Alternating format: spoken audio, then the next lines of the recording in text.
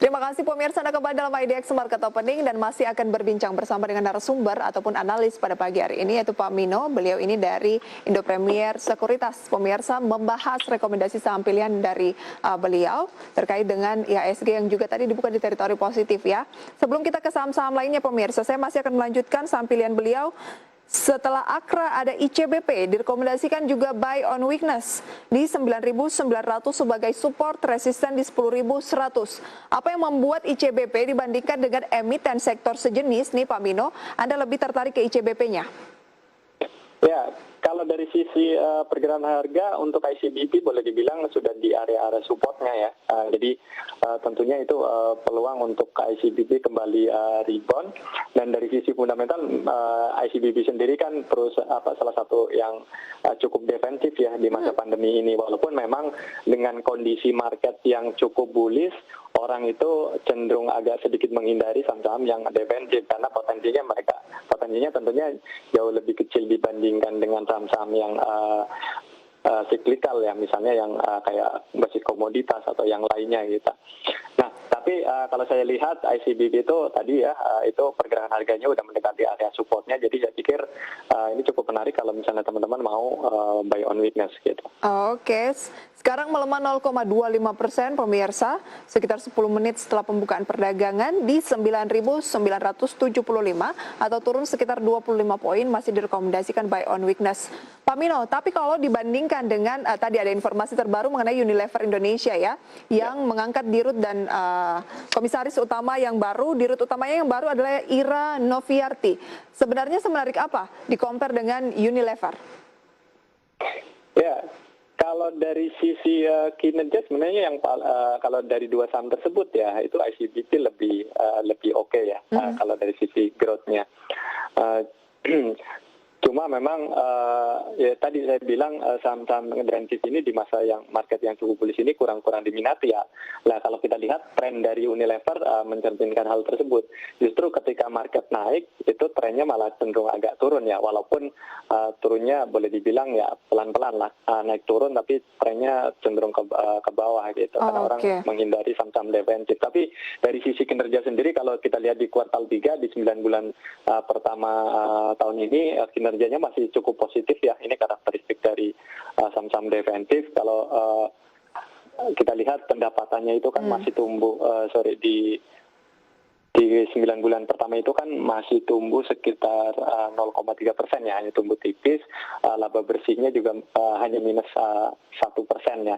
Jadi sebenarnya dari sisi fundamental nggak terdampak ya, boleh dibilang relatif tidak terdampak dengan adanya pandemi COVID. Cuma ya tadi preferensi dari investor ketika market bullish memang agak sedikit berbeda gitu. Baik, tampaknya kalau berbicara mengenai Unilever ini lebih cocok ketika marketnya lagi turun begitu ya, sehingga dia muncul sebagai emiten yang defensif. Tapi ketika marketnya sedang bergeliat seperti saat ini ya lebih menarik atau lebih cuan di emiten-emiten lain gitu ya Pak? Iya betul, kurang lebih seperti itu. Oke. Kita tinggalkan ICBP dan mengcompare dengan Unilever tadi pemirsa. Saya beralih ke saham selanjutnya yang Anda rekomendasikan adalah TOWR. TOWR buy on weakness, support di 1030, resisten di 1045. Memang ini sangat terbatas ya pergerakannya atau gimana Pak? Ya tadi untuk TOWR sendiri secara tren secara masih cukup menarik ya, dalam range yang masih baik untuk trading, tapi memang itu range-nya nggak terlalu lebar. Dari sisi bisnis ini kan sendiri sebenarnya untuk TOWR ini masih agak lagging ya dibandingkan dengan tebik dari sisi pergerakan harganya. Jadi dan kalau dari fundamental dua-duanya cukup bagus, sangat di masa pandemi ini kinerjanya masih tumbuh ya. Jadi dengan melihat pergerakan yang tadi ya cenderung ke area supportnya, saya pikir itu menarik untuk buy on weakness. Oke, TOWR ini kan menguat 0,48% Pak di posisi 1050. Artinya sudah di atas resisten dari Pak Mino. Kalau ditahan untuk jangka yang lebih panjang misalnya sampai dengan kuartal 1 2021, apakah masih menarik untuk TOWR atau memang ini hanya trading Pak? Ya, kalau untuk bisnis menara ini sebenarnya cukup menarik ya. Bahkan kalau menurut saya sih ditahan sampai awal tahun pun nggak ada masalah gitu. Eh, Istilahnya di masa pandemi ini karena sifat dari usahanya kan kontraknya jangka panjang ya, bukan jangka pendek, dan tidak terlalu berpengaruh adanya pandemi, dan itu membuktikan bahwa emiten di sektor ini cukup kokoh ya, cukup bisa diandalkan gitu. Jadi kalau misalnya memang teman-teman mau invest di sini, saya pikir itu cukup menarik juga gitu. Oke, jadi sampai dengan awal tahun masih cukup oke ya melirik emiten Sarana Menara Nusantara atau TOWR. Iya. Baik pemirsa, itu dia saham rekomendasi dari Pak Mino untuk hari ini ataupun ke depan begitu ya, Akra, ICBP dan juga TOWR dengan rekomendasi secara umum begitu adalah buy on weakness di posisi-posisi yang sudah kita bahas tadi. Kita beralih ke update pembukaan perdagangan pada pagi hari ini, di mana kita lihat saham-saham tambang batubara ini mendominasi Pak Mino. Analisis Anda seperti apa bagi yang masih tertarik untuk melakukan pembelian? Sebenarnya kalau secara fundamental ataupun secara teknikal gitu ya, masih masih ada peluang tidak untuk melakukan pembelian, atau ini lebih disarankan kepada yang dari kemarin sudah mengumpulkan sehingga ini adalah momen untuk profit taking dulu?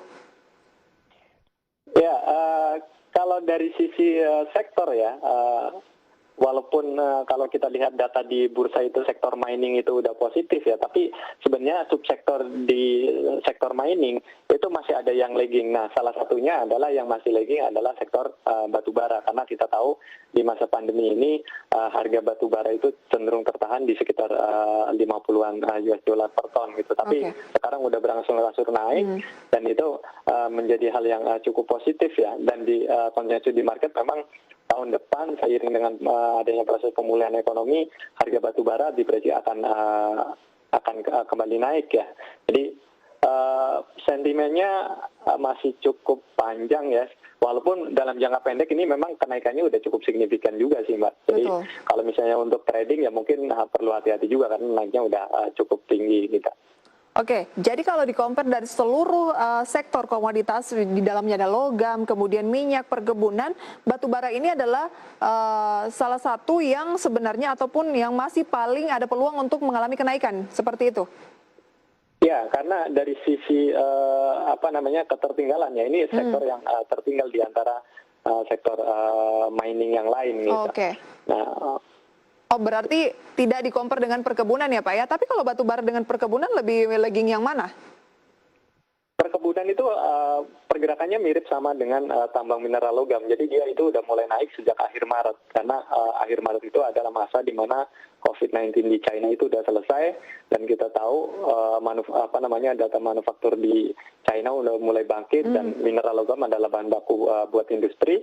Kemudian CPO juga salah satu konsumen terbesar adalah China. Jadi ketika ekonomi mereka udah mulai dibuka, ada ekspektasi permintaan akan naik, dan ini diikuti dengan harganya di market yang mengalami kenaikan, dan itu udah terjadi sejak akhir Maret kalau nggak salah ya. Jadi untuk saat ini boleh dibilang dua sektor ini boleh dibilang udah naiknya paling tinggi dibandingkan dengan subsektor yang lain. Baik, berarti tetap paling lagging memang dari komoditas, baik itu tambang maupun juga komoditas perkebunan, masih batubara yang masih ada peluang ataupun lagging ya? Ya. Oke. Tapi kalau memilih dari emiten-emiten berbasis batubara ini agak galau dan membingungkan tentunya Pak Mino, karena rata-rata menguat. Doit hari ini pemirsa, kalau Anda mencermati data RTI ya, naik 8,67%. Kemudian ada Bumi naik 6,94%. Selanjutnya ITMG naik 4,46%. Adaro pemirsa naik 3,46%. PTBA naik 2,63%. Gimana tuh Pak memilih dari saham-saham tambang batubara? Ya itu tadi, ini di sektor ini kan tadi pertama lagging, kemudian ya itu tadi akan menimbulkan euforia ya. Jadi euforia di mana karena takut pada ketinggalan. Nah, saham-saham yang tadinya tidur pun akan mengalami kenaikan yang cukup signifikan gitu. Cuma ya saran saya tetap harus rasional lah, dalam artian pilihlah saham yang secara fundamental itu historikalnya memang sudah teruji gitu. Jangan sampai kita beli saham hanya tergiur dari prosentasi kenaikan per harinya gitu, tanpa memperhatikan dari sisi fundamentalnya. Oke, adakah Pak Mino juga melihat penguatan yang berlangsung pada batubara terimbas juga mungkin dari rally harga minyak mentah yang masih berlanjut? Ya, Ya, minyak merupakan produk boleh dibilang substitusi ya. Secara teori ketika harga komoditas substitusi itu naik, maka harga barang yang lain seperti batu bara juga akan ikut naik walaupun nggak benar-benar linear gitu. Jadi saya pikir itu hal yang cukup wajar. Oke.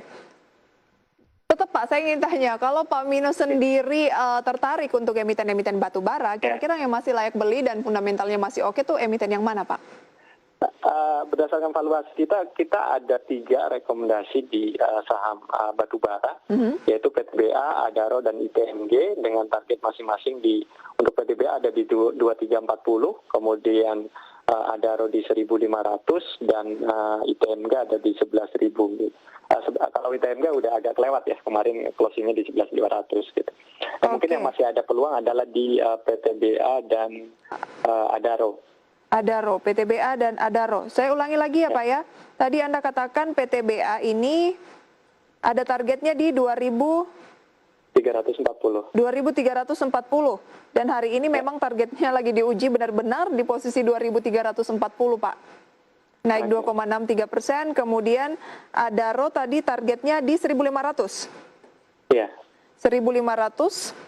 Kemudian ITMG di 11.500 tapi sudah terlampaui ya dengan penguatan hari ini. Betul, ya. Buy on weakness Pak? Ya kalau untuk tadi ya yang PTBA Adaro mungkin masih boleh ya. Tapi kalau misalnya ITMG dengan target yang sudah terlewati mungkin bisa dipertimbangkan lagi sih. Oke, Pak Mino. Yang menarik sebenarnya kalau tadi yang menarik sebenarnya yang di antara 3 itu Adaro mungkin yang kondisi saat ini masih cukup menarik ya. Karena target kita di 1.500. Baik, targetnya 1.500, sekarang masih di 1.340, masih ada potensi untuk melakukan pembelian di saat ini, Pak ya? Ya. Sayang sekali waktu kita terbatas, Pak Mino, semoga apa yang kita perbincangkan ini bisa menjadi rekomendasi dan referensi untuk portofolio saham pemirsa di rumah dan investasinya. Pak Mino, terima kasih banyak untuk sharingnya pada pagi hari ini. Sukses terus untuk Indo Premier dan sehat selalu, Pak. Sama-sama Mbak Prisa. Baik pemirsa, demikian perbincangan bersama dengan Pak Mino pada pagi hari ini. Tapi jangan beranjak dari tempat Anda karena sejumlah informasi menarik lainnya masih akan hadir di satu segmen terakhir. Tetaplah di IDX Market Opening.